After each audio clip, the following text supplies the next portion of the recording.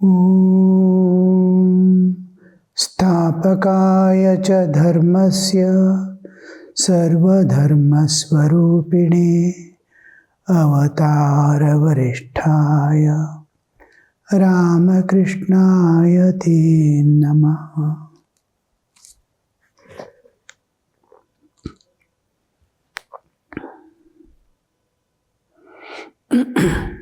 Master, God keeps a little eye in his devotee even after giving him the knowledge of Brahman. That eye, the eye of the devotee, the eye of the jnani. Through that eye, the devotee enjoys infinite play of God. The pestle was almost worn out with rubbing. This has an old story of the Puranas that how the Yadav Kula got destroyed. They all became very powerful and started looking down upon all people because of the strength and power. And one day, when a sage was sitting, one of the Yadav Kula people went and started making fun of him. A saint is saint. And a woman was dressed, a man was dressed like a woman and pregnant, a pestle with which they make beaten rice and all, or husking the paddy. That small pestle will be there in olden days. So the pestle was kept inside the stomach, around the stomach, and tied to show as if that man is pregnant. And he asked what this child would be, male or female. The sage saw, oh, these are going to destroy the world because of the power that they possess and the strength they have got. So he said, whatever is there in the womb will be the cause of the destruction of your clan, Kula. And that suddenly they got frightened. They did not know what to do. They thought, now we will grind this pestle into small powder and leave it. They go to the bank of a river and they go on rubbing against the ground, stone, rough stone, and made the whole dust. A small piece was left over. And all this, that was the pestle piece with which as far as I remember, the arrow was done with which Krishna's foot, it hits him and then he dies. He leaves the physical body, and the whole of the Vrishni Vamsha of Krishna's Kula, Yadav Kula, gets destroyed. One time they go the same river where they are rubbed. They take bath for taking bath on a holy day, and there they take food, this, drink, and all. They will be not in their own control. Each will be showing his own power, and they start fighting each other, and all will be the dust, the rubbed dust will become strong, bamboo-like. They did not have arms with them. Bamboo-like grass. With the very grass, they killed each other. And whole of the Yadav Kula got destroyed. To that Sri Ramakrishna is referring. It is a Puranic story. How the Krishna's clan ended.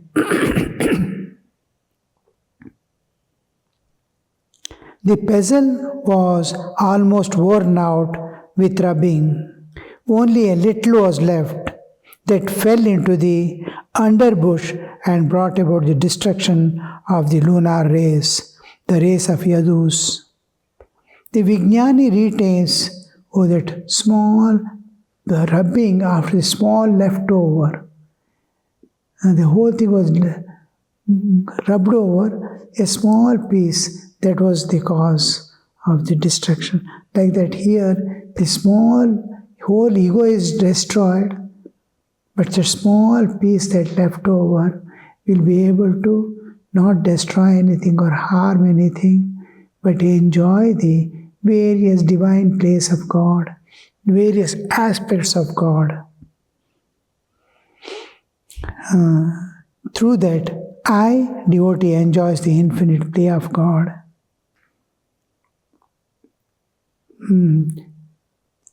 The Vijnani retains the eye of a devotee, the eye of the Jnani, in order to taste the bliss of God and teach people. Small amount of eye that weeps for the others and struggles to give them knowledge will be there. The rishis of old had timid natures. They were easily frightened. Do you know their attitude? It was this: let me somehow get my own salvation. Who cares for others? A hollow piece of driftwood somehow manages to float, but it sinks even if even a bird sits on it.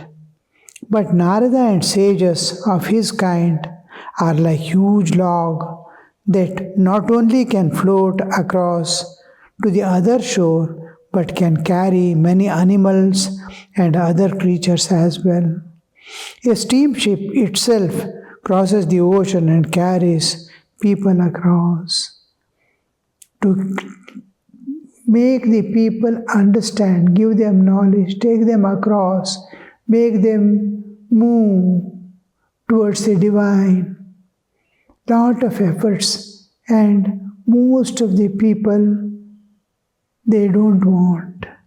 They want the world, they run behind the world.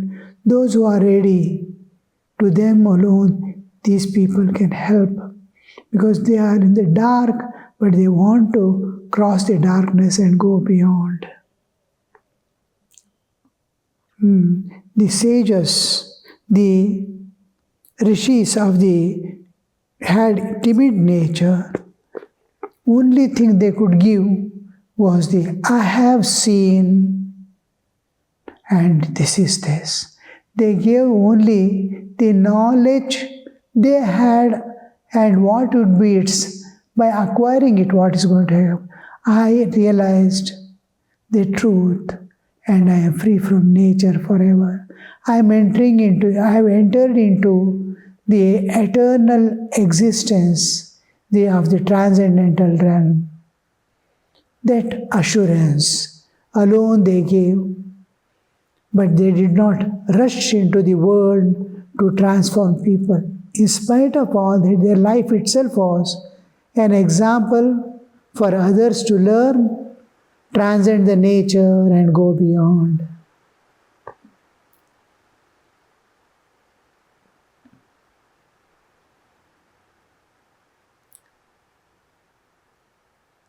They were like, they could float themselves and go, whereas others like Narada and all these people, huge logs who can carry other people also.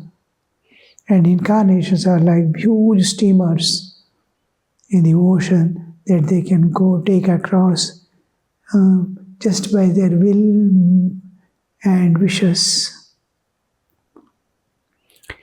Teachers like Narada belonged to the class of Vijnani. They were much more courageous than the other rishis. They are like expert strategy player. Shatranj. Shatranj means that it is like they play with dice and all. Shatranj player. You must have noticed how he shouts as he throws the dice. What do I want? 6? No, 5. Here is 5. And every time he throws the dice, he gets the number he wants. He is such a clever player. And while playing, he even twirls his mustaches. How the expert means these people like Narada, they are free from karmic load. They can move about freely, have access to all things at all times. From one plane of existence, they can enter the other without any restrictions, totally free.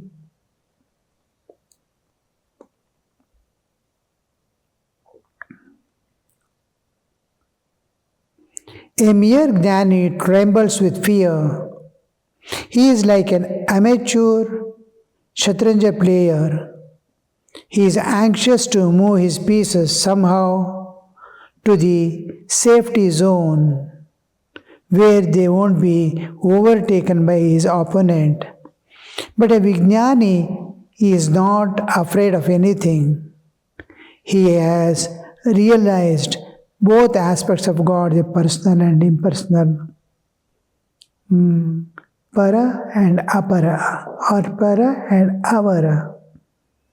Both. Having known the both transcendental and the immanent. The whole universe is immanent, avara, and transcendental. Tasmin drishte paravare. Vidyate hridaya grantischa chidyante sarva samshayaha. Kshiyante yasya karmani tasmin drishte paravare. Para, the impersonal aspect, avara, the personal aspect. Both, one who has realized both, all doubts get clear. Chidyante sarva samshayaha. Kshiyante chasya karmani, all karmas get destroyed. The vasanas and karmas won't be there. To give rebirth or total freedom, it assures total freedom. Means nature cannot impose anything upon you, neither birth or death. But you can choose for yourself, birth or death. That much of freedom. He had realized Vijnani is not afraid of anything. He has realized both aspects of God, personal and impersonal. He has talked with God. He has enjoyed the bliss of God. It is a joy to merge the mind in the individual Brahman through contemplation, and it is also joy to keep the mind on Leela, the relative, without dissolving in the absolute. The Nirvikalpa and Savikalpa Samadhi. In Nirvikalpa Samadhi, I enter inside, travel, cross over one by one layer, Annamaya, Pranamaya, Manomaya, Vijnanamaya, Anandamaya. Even the sheath of Ananda, we transcend and enter into the pure self, the transcendental within me, by leaving one by one layer of the body existence, body-mind complex, and enter into deep existence of beyond the core, within the core of my existence. There is a 10th door leading to the absolute, infinite existence. That is Brahman. If you cross only beyond mind, Annamaya, Pranamaya, Manomaya, and go into Vijnanamaya, then you will get the vision of God. Crossing the Anandamaya, you will dissolve in the absolute. Here it is Savikalpa Samadhi, beyond is the Nirvikalpa Samadhi. Here the God personal, there the absolute existence. Nirguna Nirakara, the transcendental realm of unchanging, eternal, infinite existence, the ocean of bliss, peace, love, absolute. It is a joy to merge the mind in the indivisible through contemplation, and is also a joy to keep the mind on Leela. He has talked with God, he has enjoyed the bliss of God, nothing disturbs, nothing affects. A mere jnani is monotonous person. He always analyzes saying, it is not this, neti, neti. The world is like a dream. But I have raised both my hands, therefore I accept everything. I have raised my both hands. I am not holding anything. This is right, this is mine. This religion I will follow, this path I will go. No holdings. Released. Both hands are free. He can enter into any field, he can enter into any religion, he can enter into any path to realize God or to serve the people. Listen to a story. Once a woman went to see her weaver friend. The weaver, who had been spinning different kinds of silk thread, was very happy to see her friend and said to her, "Friend, I can't tell you how happy I am to see you. Let me get you some refreshments." She left the room. The woman looked at the threads of different colors and was tempted. She hid a bundle of thread under one arm. The weaver returned presently with refreshments and began to feed her guest with great enthusiasm.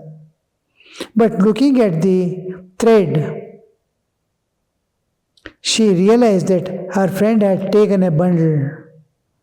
Hitting upon a plan to get it back, she said, "Friend, it is long since I have seen you. This is the day of great joy for me. I feel much like asking you to dance with me." The friend says, "Sister, I am feeling very happy too."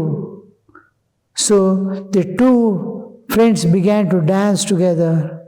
When the weaver saw that her friend danced without raising her hands, she said, "Friends, let us dance with both hands raised. This is a day of great joy." But the guest pressed one arm to her side and danced, raising only the other. The weaver said, "How is this, friend? Why should you dance with only one hand raised? Dance with me, raising both hands. Look at me. See how I dance with both hands raised." But the guest still pressed one arm to her side. She danced with the other hand raised and said with a smile, This is all I know of dancing." If you hold anything, you can't give your all to God. Anything you hold in this world, even intellectual capabilities, if you think, I can do this, I cannot do this, I cannot do this, all that, you're holding something. Leave everything. As you keep, so shall I be. I don't mind whether you keep me in hell or heaven. I accept. At your will be done. So that kind of total dependence, total unconditional surrender, unconditional self-giving to God, You are free from all troubles, all responsibilities, all duties. Everything will be taken care by Him.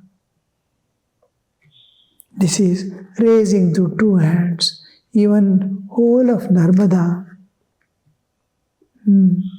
how we say Om Namah Shivaya in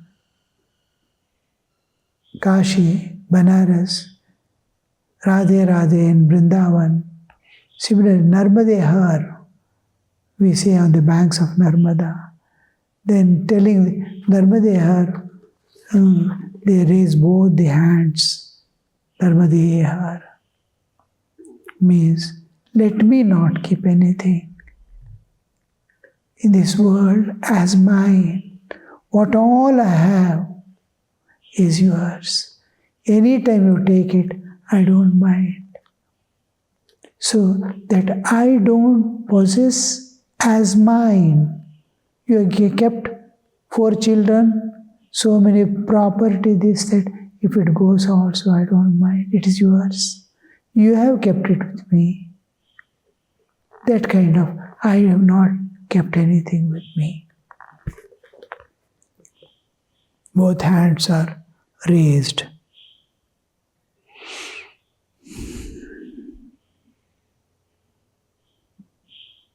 Master continued, I don't press my arm to my side.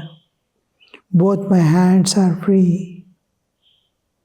I am not afraid of anything.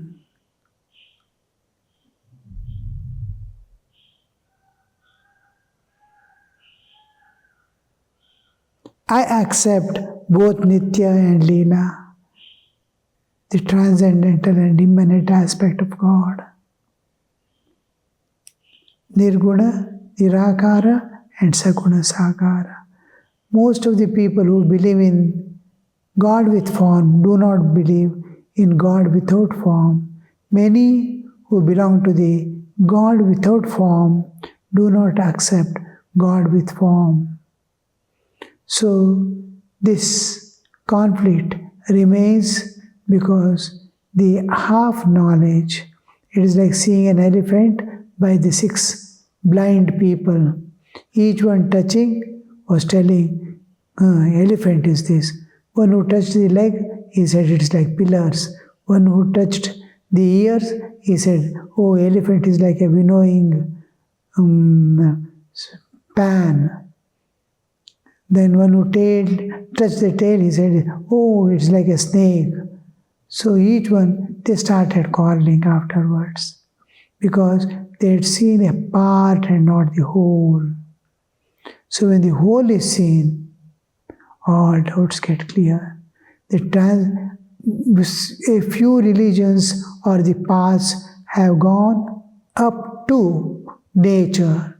If you have crossed the nature and seen a little beyond the Father in the heaven, still more, few religions have gone to the beyond the whole universe, the Lord of the universe and the universe itself, and seen the absolute existence, from where or in which the whole universe with the Lord appears and disappears.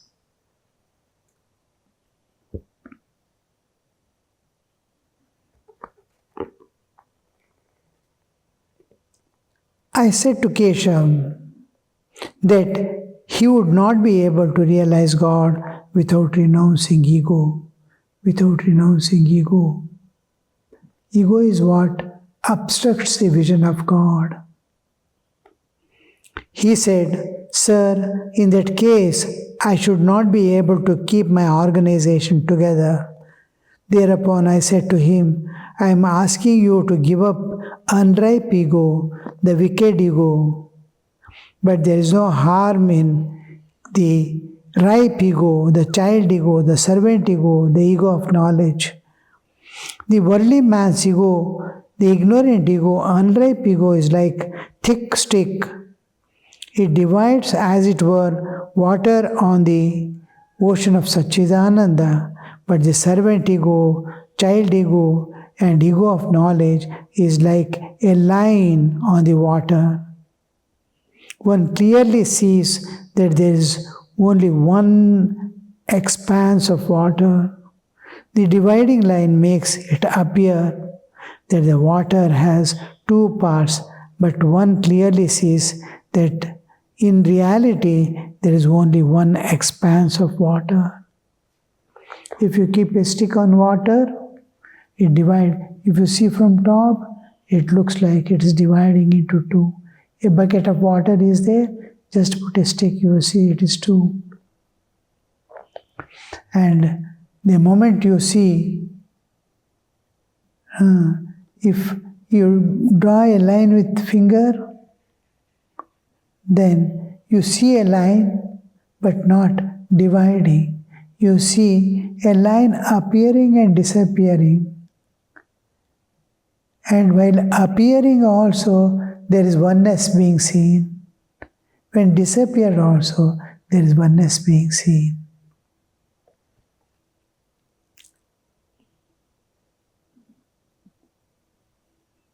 That important part is that how to dissolve this ego. When we say surrender, we surrender to God. It is the ego that is kept at the feet of God.